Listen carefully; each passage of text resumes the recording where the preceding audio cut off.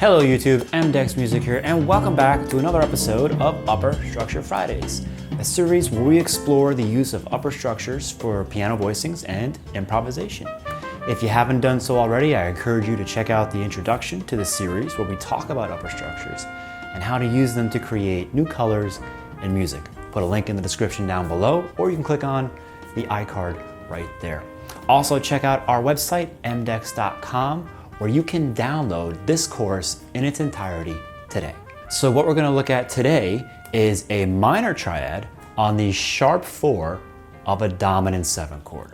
This is going to give us all 3 tensions and 2 of them altered. So let me show you what this is going to sound like. If I have a C7 on my left hand, what I want to do with my right hand is play an F sharp minor. The 4th of C is F, I sharpen it, and then I build my minor triad off of that. So here's my F sharp minor, here's my C7, and here's the color we get when we put them together. To construct this upper structure, we simply play a minor triad over a dominant 7 chord, starting on the sharp 4th of that chord. For example, in C7, the sharp 4 is F sharp. So we simply have to play an F sharp minor triad on top of a C7. We now have a C7 with a flat 9, a sharp 11, and a 13. So while this upper structure contains 3 tensions, it doesn't completely define a typical scale like we've seen in the past. What it does is imply the symmetric diminished scale, or the half whole scale, also known as the octatonic. So here's how we build our symmetric diminished scale. We'll start on C and then just alternate whole steps and half steps. If you remember before, I said it was a half whole scale. Well, that's why. We go up a half step and then a whole step and then a half step, and we just keep alternating that formula until we get through all 8 notes. 8 notes, hence the other name, octatonic. So here's our symmetric diminished scale.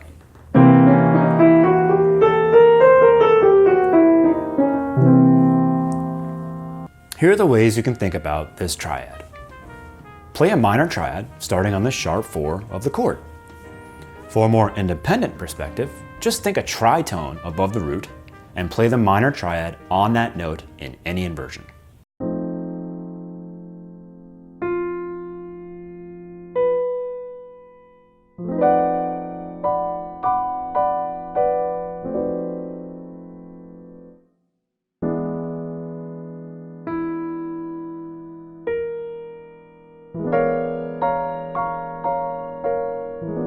So we can use this upper structure to alter any dominant chord that targets a major chord. So in Desafinado, we can use this in the last measure of the B section.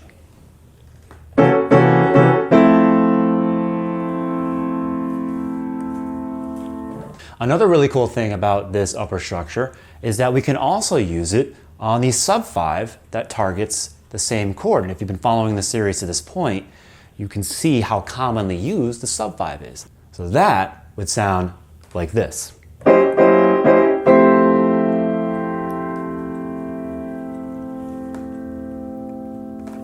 The whole point is that you look at upper structures from different perspectives. Each perspective will open up different doors, and any of these ways of thinking is useful.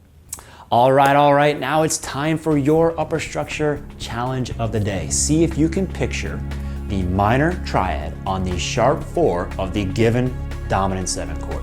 We'll give you 4 beats to answer.